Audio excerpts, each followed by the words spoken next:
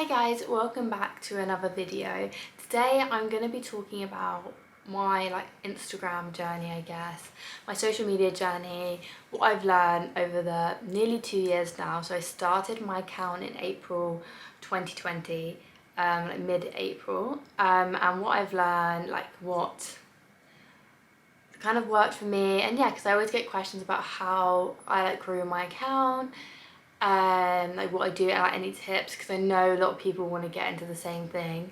I mean, sadly I think it is quite not sadly, but it's great, it's quite a saturated industry now. There are so many content creative influencers, if you would like, nowadays, just because of stuff like lockdown and people just seeing it as a really fun way of life, which I guess it really is, to be honest.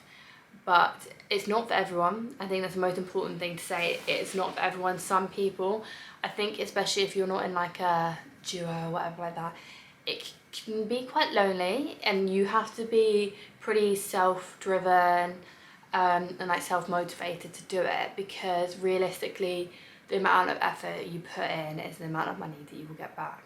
So yeah, if you're not that driven, you're just not going to be making it worth it, I guess. You're not going to be making enough money. So yeah, I just wanted to go through a few things that I would definitely note, and just kind of little insider as to what it's like in my little world of social media. And I'm sure other people can relate to this, and if not, you might just find it quite insightful. But I do get so many questions about this, which I always find quite interesting. I would have probably never asked anyone that if I was asking someone questions. But yeah, let's go into some tips. So I think my first tip that I always say to people when they DM me about this is to be consistent, because consistency is key. I think once you find a niche or a kind of theme or aesthetic that you like, then you should stick on that. When you find something that works for you.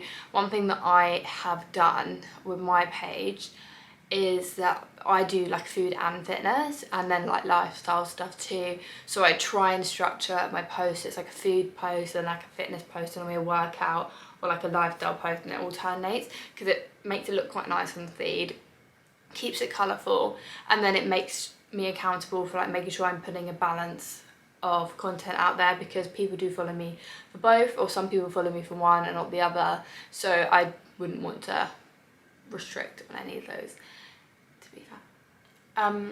But yeah, and also making it look nice. If you've got really bright light imagery, keep that consistent. I would never, let me show you my feed, I just can't put, I occasionally put this photo is quite dark because there's a lot more, but normally I'm white backgrounds.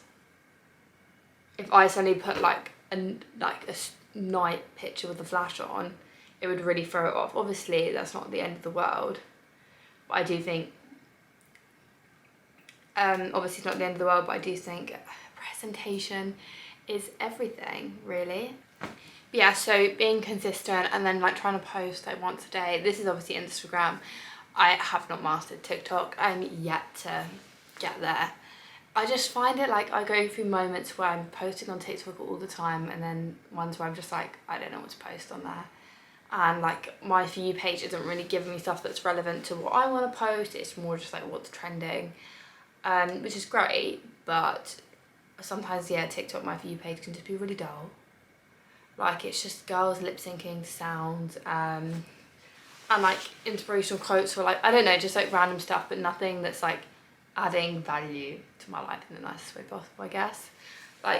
During the Storm Eunice, there were some hilarious videos. I honestly shouldn't have been laughing, but I did laugh, because yeah, it was so funny. But my second tip that I always say to people is post what you would want to see online, because like I just said, I think if you would want to see it, then there's going to be a market for it, unless you're into some really weird shit, I guess.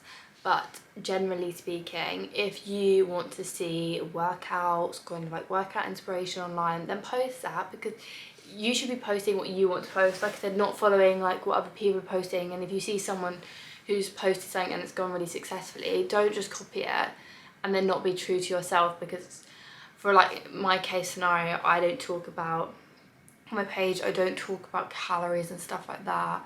as I don't track myself. And I get a lot of questions when I post a recipe, like, do you know the macros in this, do you know the calories? And I just have to say, like, I'm really sorry, you have to work it out yourself.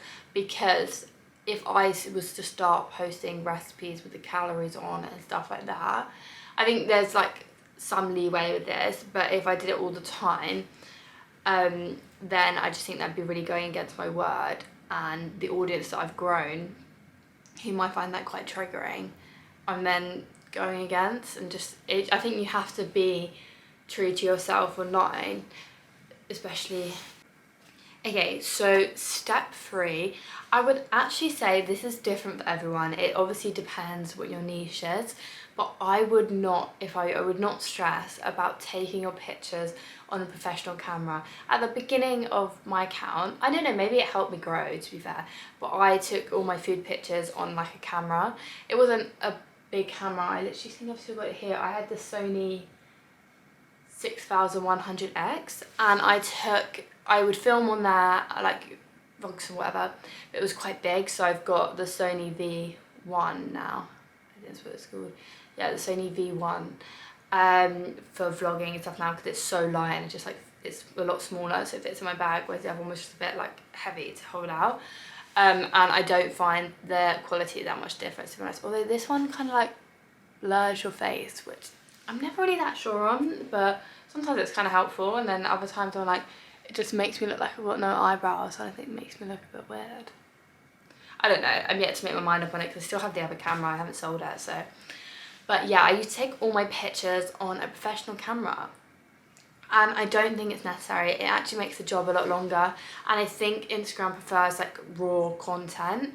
Sometimes all those really over processed like food pictures and stuff like that, it just kind of splurts out, because it doesn't see, people don't really engage with it as much because it's not as relatable. If I'm just to like snap a picture of my breakfast right before I'm about to eat it on my phone, and then I put it on my story, I'll post it straight away, it's a lot more just relatable, I guess. I think that's how Instagram sees it, and those posts always do a lot better. I always find that the things you don't think about that much, people love the most. And that's another thing I'd say, is the algorithm is so inconsistent. Sometimes I'll post like literally a mirror picture and like sweatpants, and it will just do really well, and then I could do the same thing next week and it would just be like meh. So yeah, I think it is all very much hit and miss, especially as things, actually you see a direct correlation. I think that's one thing to think about if you did want to grow online, is there's always a direct correlation between like social events and stuff like that and online engagement. Like, don't ever bother posting on a Friday night or a Saturday night, because people just aren't on their phones.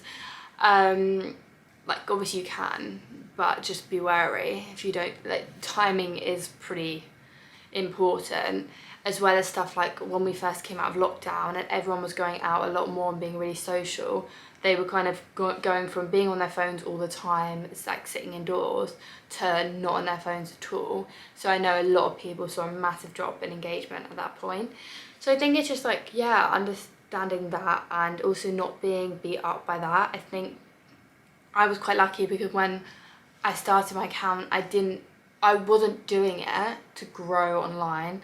I didn't care how many followers I had. I mean, I still don't care now, to be honest. I just wanted to share my home workouts that I was doing in lockdown and just post pictures of food. I was just bored, really, and I wanted something to do, and I found it quite fun having this little online diary where I just post what I'm eating and my workouts and stuff like that, and kind of what I was doing each day. It was like, made my lockdown journey a bit less lonely, because I actually had a bit of a rough lockdown, I guess. At the beginning, family just kind of split up, so it was very like isolated period. So yeah, it was really nice to kind of just put some energy into something else. I was on furlough, I didn't have anything else to do. I had uni work, but it wasn't really like filling all my time. There's only so much time you can spend on uni work. So yeah, I guess that's how it started, and I didn't have the want to grow loads of followers. It was just generally just like a little kind of diary and like way to keep myself accountable. But I think like after a while it's hard not to get that tendency, and I would be surprised if anyone really disagrees. It's like when you put I was like, okay, like this is starting to go well. And I started putting a bit more effort into content. I was like, oh, I want my stuff to look nicer. I want to do this. I want to do that. And I'd spend the time like learning how to do these certain things, whatever, edits, whatever. And then you do it, and then the content wouldn't do very well, and it's just a bit like, oh, that's really like demoralizing. And you know, I spoke to a few girls like similar time, and they were like, oh, none of my content's doing well. And I knew a few people just got beat up by it and just kind of stopped. But I would never stop, because I was like, I'm not doing it to grow. I'm just doing it because it's fun. But now obviously I've got a nice platform that I can share what I want and help people and share. I love being able to share my experience and help other people. And I think that is the most important thing, really, is you have to be doing it for the good of others as well as yourself.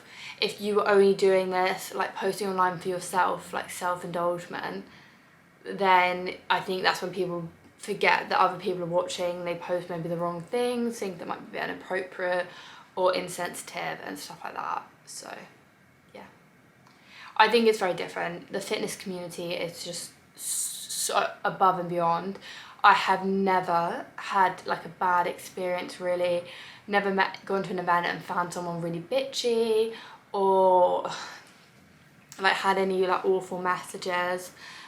Occasionally get the weird messages from guys, because obviously I am posting myself in leggings all the time, but other than that, never had any like negative messages at all. And I think that's just like, it just shows so much. It's just so much nicer. It's just, yeah, a really friendly community, and it's almost like a little support group. Like everyone on Instagram in the fitness community is supporting each other, and I think that would take me on to my next step, which is, are we on step 4 now? I think we're step 4.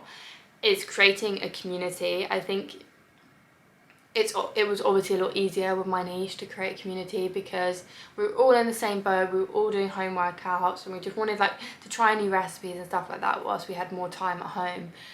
So it just worked, and I was constantly like chatting to different girls each day, and like engaging with other people and meeting all these great people online. I think that's the most important thing. It's just, you can post online all you want, but if you're not engaging with other people, then to them you're just some photos online. Whereas you're a person online. You've got to bring across that, what's the word? That kind of persona online. The people who stand out, I think, are the ones that really show their personalities online. Like, definitely some of my favourites are. Also, I think my biggest flaw is I don't like my voice. I hate watching my videos back, and I'm really sorry if you hate watching me too, because I speak too quickly and I have a really annoying voice. Whereas I follow a couple of girls at the moment and their voice just soothes me. It's actually, I follow this one girl and she's Northern, and the accent is just like, wow, and I just want to listen to her. And sometimes I don't even listen to what she's saying, I'm just like tuning into the accent. So yeah, I do think there's some things that are just like personality traits that just do well online. I think it is very much, yeah, it's luck of the draw, really. So on the subject of engagement, there are definitely a few things that I have done that always boost my engagement. So first things would be is like always replying to comments like on posts and stuff, like as soon as possible, really, and engaging, and don't just reply with emojis, stuff like that. Like, try and keep it a bit longer, as that kind of then like boosts your posts. It shows that people are engaging, and Instagram's going to boost your posts. Also, the thing is with Instagram is that, like, I talk as if I'm an expert, I'm not. This is all very much case scenario. Is that they want people to stay on the app. So and they want people to spend a long time on the app. So if you are to do like carousel posts, stuff like that with longer captions, people are spending longer on your posts. So whenever I post something with a long caption, people obviously spend time to read the caption. Well, not everyone, some people just scroll past it like, oh my god, she's rambling again. And these posts are the ones that tend to get boosted and do it a lot better. Like my most popular one is I did a long post on bloating, and it was a couple of swipe throughs, and that reached like 2 million people in the end. It was crazy. Like, I just wasn't expecting. I just did it one day. I was like I'm gonna I really want to share that I've been getting quite bloated recently, and like body fluctuations. So I took a picture of myself at the beginning of the day, and then at the end of the day, and then bam, like just but that's what I wanted to post and wanted to share it, and it just did well because of those things. So that definitely makes a big. But yeah, I think it's always good to have a structure and have a plan so you are posting consistently. At first, when Instagram Reels first came out, it was really great because they were really trying to push them to do like a couple of reels a week alongside posts, stuff like that, like 4 reels a week if you could do it alongside like 4 posts. And then they say about 8 stories a day is like good to get your engagement up, like to keep people engaged. But I think that has changed a lot recently, and like I said, the algorithm is so mucked up, it is quite hard to follow, so you do have to be quite lenient and just react when you can, really. But like I said, with engagement, it's always great to see in your insights like how many people are like on at certain times, and then post right before those like peak times, and then your exposure should be up. But it is a very tactical game, so I have a lot more respect now for people who have done well on social media, because I think there are so many little tips and tricks that someone who would just walk straight into it wouldn't know.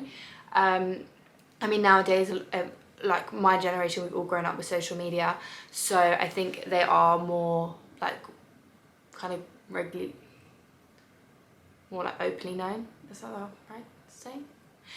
You know what I mean, more people know about it.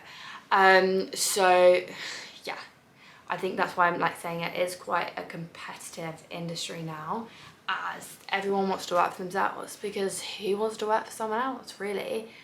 As soon as I realised that I could make money off Instagram, and this is another point that I want to say if you've got this far, is that knowing your worth is so important. So if you are at that stage where you are thinking about turning your social media into like even like a part-time job or a full-time job, know what your content is worth. It is so important, because the amount of people that will try and send you free stuff because they know, and I get it, when you first start off, I was that person.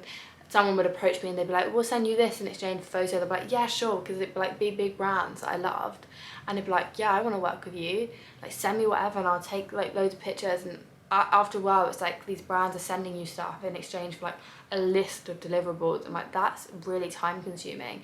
And when I had a full-time job, I was like, I have not got time to do all these deliverables you're asking. You're not even paying me to do this, you're just sending me some products, and realistically for what the products are worth, like that is not like a fair trade kind of thing. Most of the time that would be the case. So I think definitely avoid taking stuff gifted, and don't want to like stab myself in the back here, but you can always ask. There is no harm in asking. If someone says, oh, we'd love to do a gifted collaboration, sometimes, I think obviously like I said, know your position, know your worth. But you're worth something, I'm sure. If your content's good, you're worth something. But one thing I would say, yeah, so you can always go back and say, well, currently I'm not participating in gifted collaborations because I'm trying to focus on paid work. And a lot of the time they'll come back and be like, okay, well, what's your budget? And I'm like, my budget, honey? I'm kidding. But yeah, and then if like they can't do your budget, you can negotiate and go somewhere in the middle. But because obviously not every brand is going to have a massive social media spend, but trust me when I say a lot of the big brands do. So if they're trying to give you, I don't want to start slating brands, but a couple of brands come to mind that they will just try and give you free stuff in return for photos. And I see girls posting in some of these, let's just say that some of them are fashion brands, posting some of these brands and making some amazing content that the brands then like resharing and stuff like that for nothing. And I'm like, honey, you need to be getting paid for this. Because what it's costing you to for them to send you that item of clothing is not the same as the amount of content. Sometimes that's not the case. Sometimes people are just, you know, they're just kind of putting it on their story, whatnot. But sometimes I'm like, honey, know what your content's worth. You can charge so much more. But yeah, I guess that would be everything. Like I said, I'm not expert or a guru, I'm just sharing my experience as I get asked a lot about it. But yeah, thank you for watching this video. If you did like this video, please give it a thumbs up. And I've got loads of new videos coming. She's finally back on track. Just to give you a little sneak peek on what's coming. massive Zara haul. I thought I haven't done a haul for a while, so I'm going to do a haul. So I'm going to do a massive Zara haul next week. I'm trying to think of when this is going up. Like a week from now. A week from when this goes up. And then I'm also going to be doing a little kind of like some food challenges. And yeah. What else have I got? There was something else. But yeah, stay tuned for that. If you don't want to miss out, subscribe down below. I will see you in my next video.